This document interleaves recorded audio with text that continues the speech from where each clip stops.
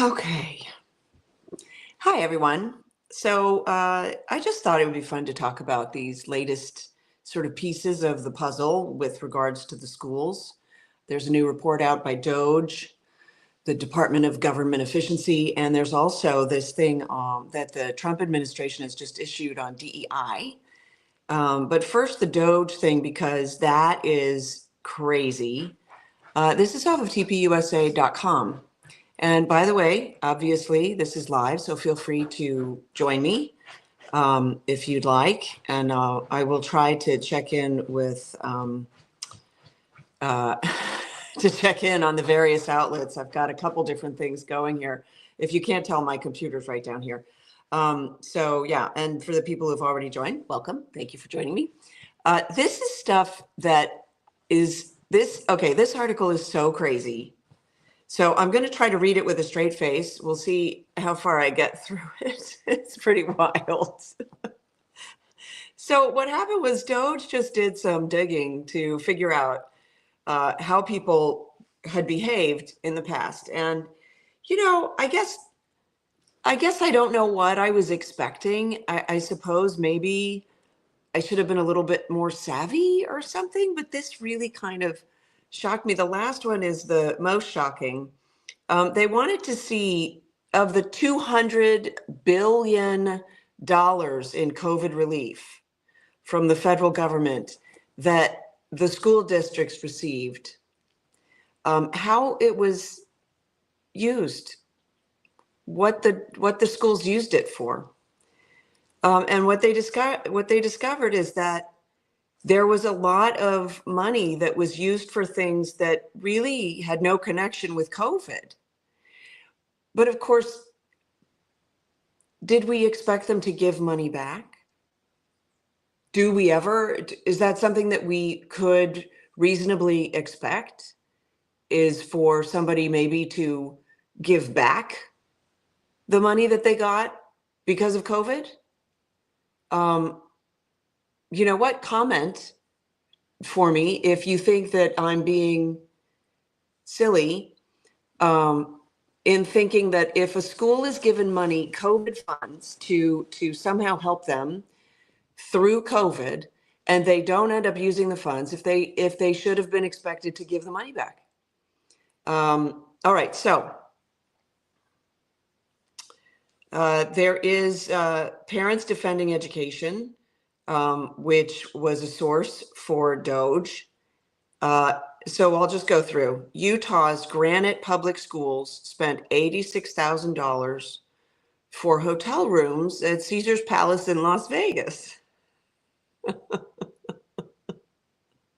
I'm sorry.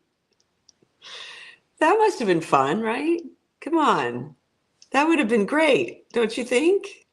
I got to check the comments on this. Oh, come on. No, all right. So I'm going to go back to this. Caesar's Palace. The people were attending an athletic conference in 2023. So the money had been sitting in the account. It hadn't been used. And instead of giving it back, they're like, let's go to Vegas. It's sad. We should expect more of people. I think this is the degradation of our culture. Okay, this one, sadly, the name of the school is the Whitewater, Wisconsin Unified School District in Wisconsin, obviously. They spent $2 million of their relief funds to put synthetic turf and for the reconstruction of their softball, baseball, and football fields. They thought, well, that money's just sitting there now. So, and by the way, remember what it was like? The government was just sort of sending people money. I don't know. I think really bad. Okay, so, and then this is what happened when they were asked why the funds would have been used for the athletic fields instead of educational projects. Whitewater High School athletic director Justin Crandall told the school board he didn't envision the district as one that would go to a referendum for turf fields. Rather than put Crandall's theory to the test, the school board just decided instead to bill the American people for the projects. So that's where some of your money just went. In California, the Santa Ana Unified School District spent nearly $400,000 of relief funding to rent out the Anaheim Angels Stadium. Now, this was for the 2021 high school graduation ceremony, but arguably by late, by 2021, that was a full year after COVID. Really, they rented out for $400,000. They thought that that was necessary. I don't know. There were kids all across the country that were prevented from having a graduation ceremony. You got like Upshur County schools in West Virginia spent $60,000 in swimming pool passes. Other expenses were directed by certain districts towards ice cream trucks and swimming pools. Perhaps the most irresponsible and wasteful of all the expenses was made by the Douglas County School District in Colorado. They spent $800,000 on an online learning platform called Edgenuity. Edgenuity. It's like a play on words. It was done as a no-bid emergency procurement. So all I'm hearing right now is somebody's brother or sister or mother or uncle or somebody had a connection, or they were just best friends with the company called Edgenuity because it was a no bid emergency procurement, $800,000, and the platform proved to be problematic for teachers and the students using it. It was like a disaster for everybody. They only used it for several weeks, and then they ceased using it, and this much refund was granted, none. So they spent $800,000 for nothing to try something out that didn't work, which no bid contract, they didn't even try it. They didn't even have a test run. They just spent $800,000. So this is what I'm saying to you guys. These are the people that are in charge of the education of your children. They don't know how to manage funds. They don't know how to run a school. They don't know crap. And yet we're trusting them with the education of our children.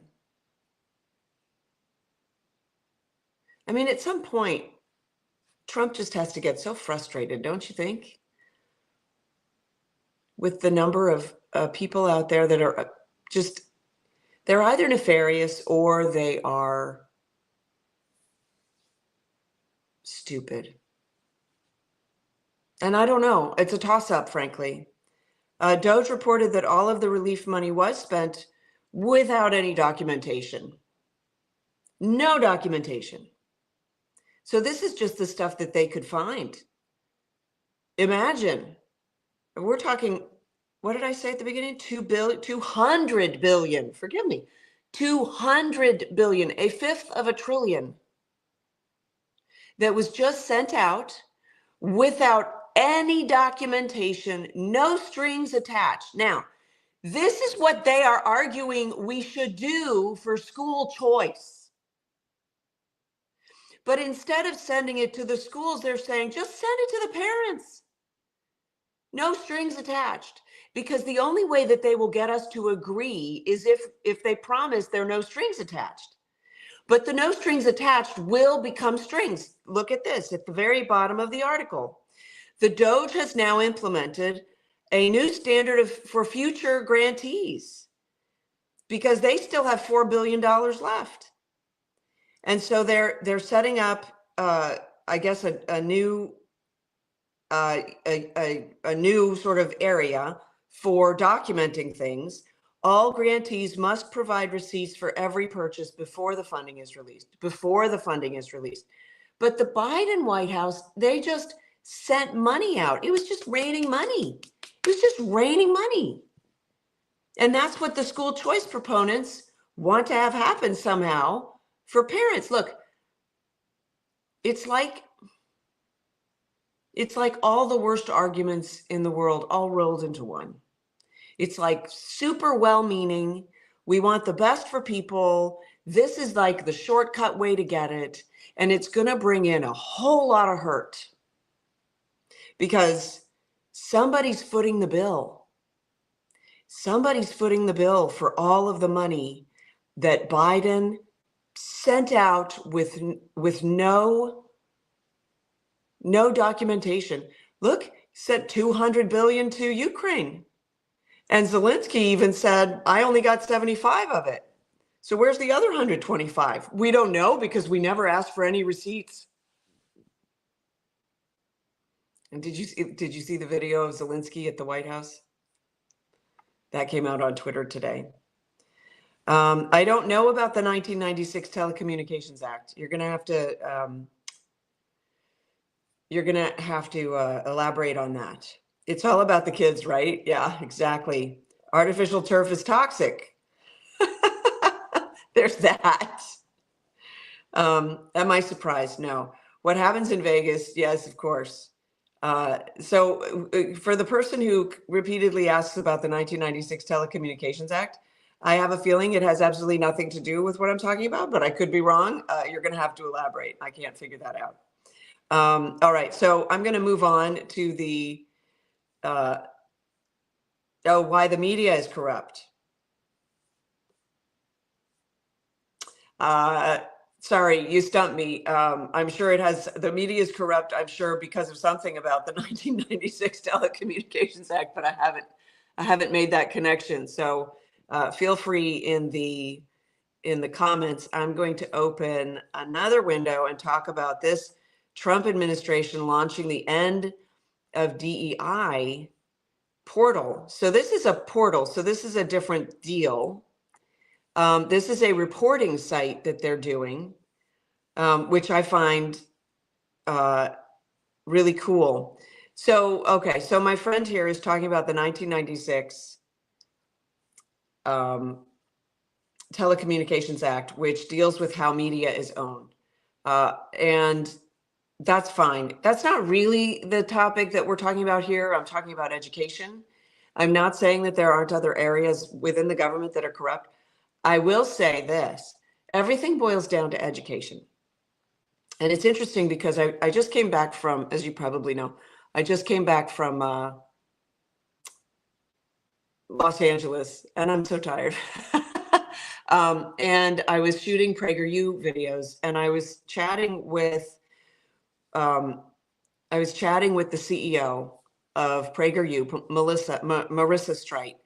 And she said, you cannot teach a child the basics, the reading, the writing, and the arithmetic without the character development. And she's absolutely right. And that is probably the biggest thing that we've gotten wrong in all of this, is thinking that somehow character will be taught in the schools to the degree that we can abdicate character formation at home, and that somehow the schools can teach character. Now, to a certain degree, I think that I've seen a school that actually focuses a little bit, maybe a lot actually, as a school, which is difficult to do, as a school focuses quite a bit on character. I would say that's the Michaela School. And if you subscribe, please like, subscribe, and do all that good stuff. It won't be out for a couple of weeks, but I interviewed the headmistress of the Michaela School when I was over in England, because her school has done amazing things for kids in the inner city, and it's just a public school. It's just a regular old government school. It's like a charter school, basically. Okay, thank you. So the media is corrupt, and how the media is owned actually leads to why they are so effective at suppressing the issues that we ought to be discussing. Not only that, they're very good at making us stupid. So it's true. The schools do a lot to make people stupid. And then the media, in a sense, picks up where the schools left off and perpetuates that, that whole paradigm. Okay, let's go into this other one and then I'll go back and check the things again. Trump admin, this is off of dailywire.com, by the way. Trump admin launches End DEI portal for reporting schools' discriminatory practices. So it has to be a discrimination. But it says here, the U.S. Department of Education is committed to ensuring all students have access to meaningful learning free of divisive ideologies. That's not possible. That's not possible. Because everybody has an ideology, and all ideologies are divisive. I don't think it, I don't think it gets any more complicated than that. I mean, it's a lovely sort of thought. Well, we don't want to divide people. But however, if somebody tells you that they are of a certain faith that is not your faith, there's a dividing line. Now, that doesn't mean you have to be divisive about it, but every ideology is a dividing line. It presents a dividing line, therefore it is, by definition, divisive. Okay. The 1996 Telecommunications Act allowed for the huge media conglomerates we see today. Correct. And therefore, yes, they are sort of overwrought. But we are seeing a big shift from mainstream, what we used to call the mainstream media, which is no longer mainstream.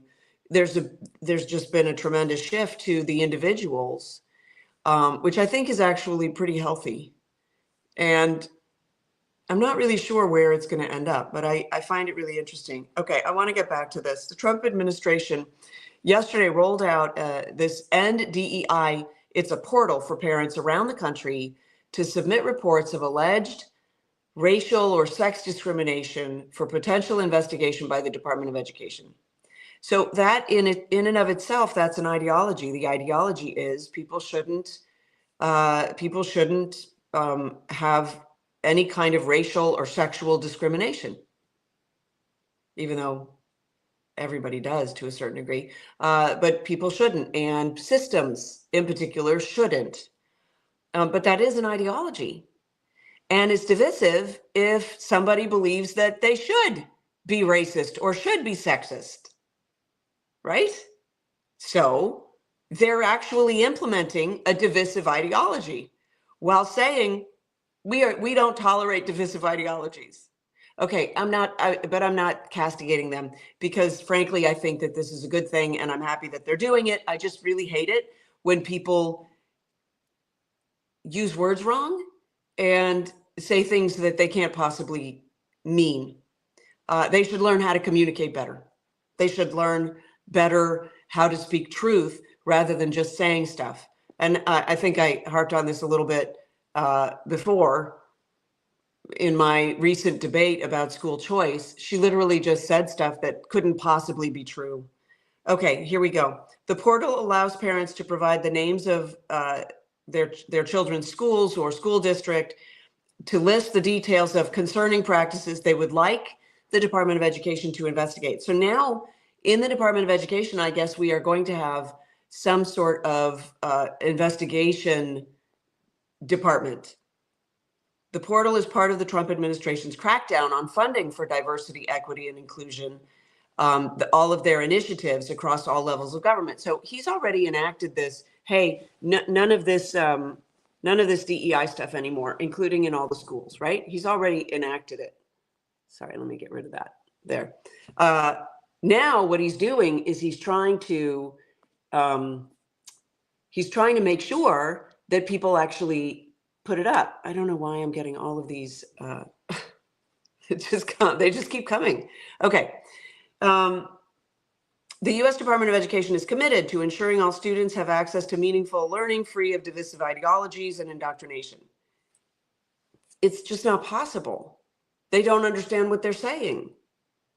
I think I know what they're trying to say, but this is not the correct way to say it. The department says on the, this is on the portal website. This submission form is an outlet for students, parents, teachers. The Department of Education will utilize community submissions to identify potential areas for investigation. Well, that's great. So there are parents groups that have praised this. This is an awesome thing.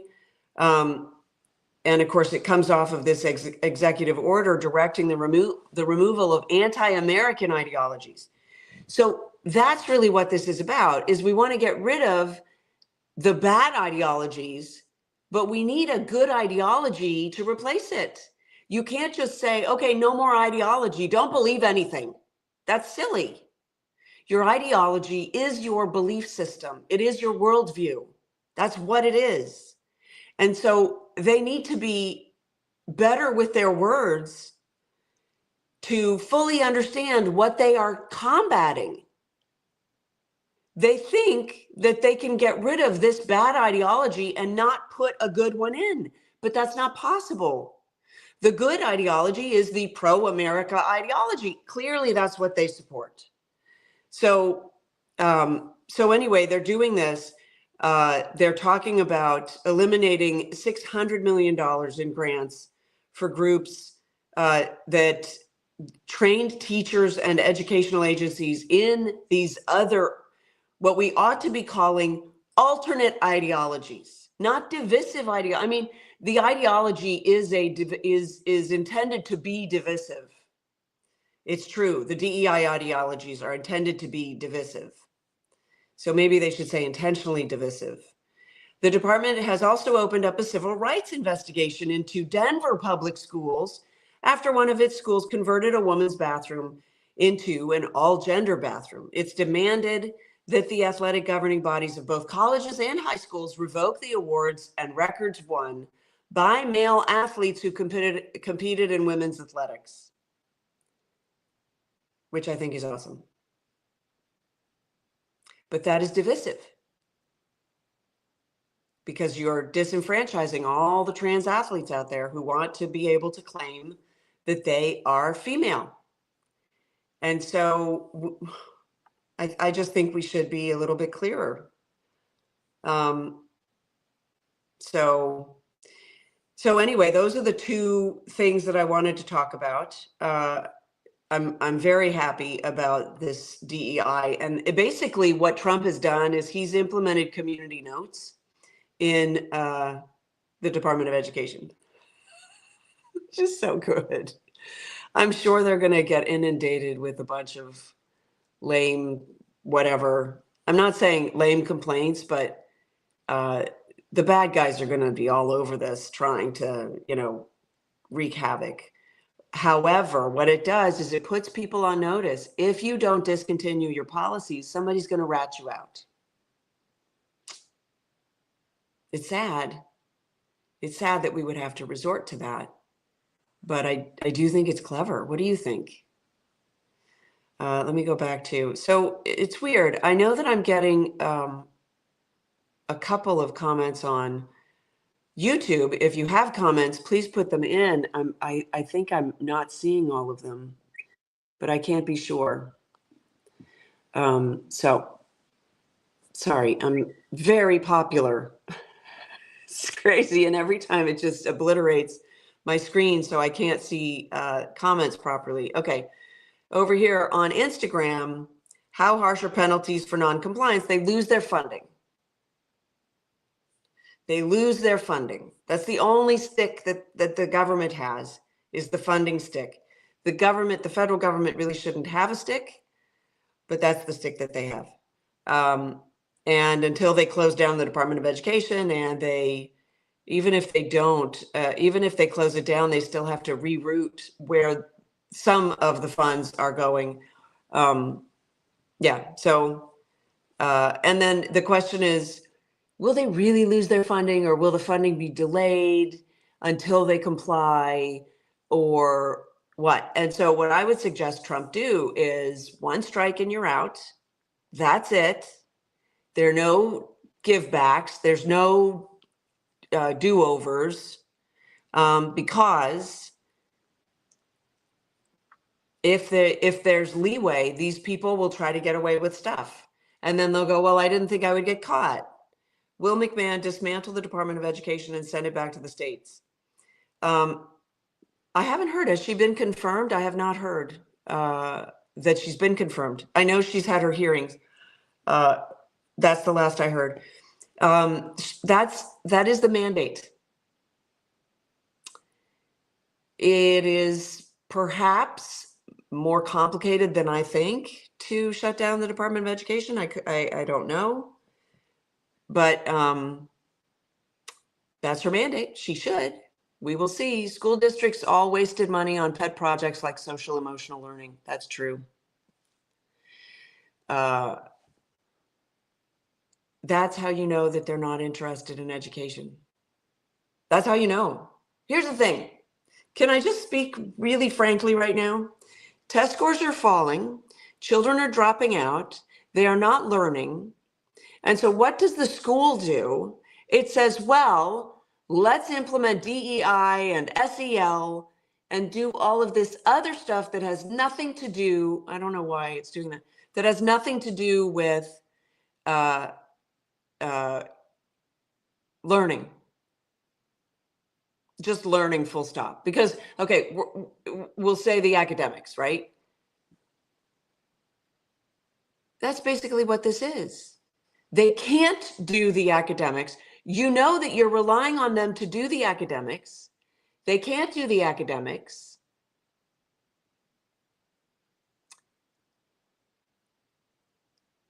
And yet somehow you're saying, but they're doing all this other stuff. And what they really should do is go back to the academics. They self-admittedly can't do the academics. That's why they're doing social emotional learning and diversity, equity, and inclusion. What did I used to call it? Destruction. I can't remember. I had 3 good words. Besides wasteful spending, do you know if will curriculum also change? Do I know if curriculum will also change? Well, of course, that's the other problem is the DEI is in all the curricula already. It's in all the books. The social emotional learning's in all the books. The books are more corrupt at this point probably than the teachers. And then the teachers, come on. But you think they're just going to give up on the ideology that they've been steeped in for, however long teachers' college is? I don't know. Is it 4 years? Why don't you repairing school institution systems? Yenny, darling, I don't believe in school. I believe that school is very harmful for children. I don't believe it's good for children. That isn't to say that some children don't enjoy and get a benefit out of going to school, but at the cost of their relationship with their family. So I still don't believe it's a net gain. I would love to see the red states outperform the blue states, but the commies will cry. It's racism. Yes, I know. They hopefully they will, but you know what? The red states, there's a lot of blue underneath the red in these red states. There's a lot of blue. It's not good. So look, Texas is looking very closely. They're working very hard to put through some kind of school choice thing. And school choice is just single payer education. That's all it is. They're just ushering it in. They're going to close down all the private schools. They're going to basically take over I shouldn't say close down. They're just going to take over all the private schools will become public schools. That's what that is. When can we, the people, stop funding these districts? Prop taxes are ridiculous. Superintendents are not doing their jobs. Education is not happening. Then we pay out of pocket on top for homeschool. Yeah, I know. I did it. I remember going to a meeting.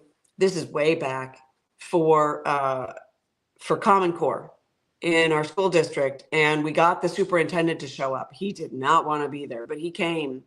And I literally said during this meeting, and this was back when I was all about the academics, he literally said, well, I don't see a reason why children should learn long division. Okay, why are you in education again? What is your job here? Like, you're the superintendent of schools and you don't believe that children should learn? I'm sorry. That's just crazy. The young have been bombarded everywhere with filthy sexual confusions. Yes, that's true. And that's why I say they want to have sex with your children. Educational colleges are the ideology. So I have no idea what that means. All right.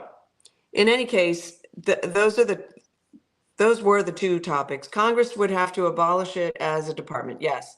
It would not stop McMahon from eliminating its size and scope. She could tell the states certain things are now for them to address alone. See, I love that. The question is, will she? And how will the states react? And how will people react? How will the teachers' unions react? They are very powerful and they can mobilize to get the message out. And so the question is, how do they do this sort of, look, they're going to upset the apple cart. The question is, how much noise is it going to make? And they need some distractions. So I think that's the best way to kind of figure out how this is going to work. I love this comment here. College isn't a flex anymore. And that's true. And in fact, employers are looking for non-college educated in many cases, not everywhere, but in many cases, because they understand that kids that don't go to college are better at problem solving and thinking outside the box and stuff like that. All right. Well, thank you very much for joining me. This was a blast, and we'll do it again soon. Thanks all for all the comments as well. Remember, speak truth, speak it boldly. Don't be afraid. We'll see you next time. Take care.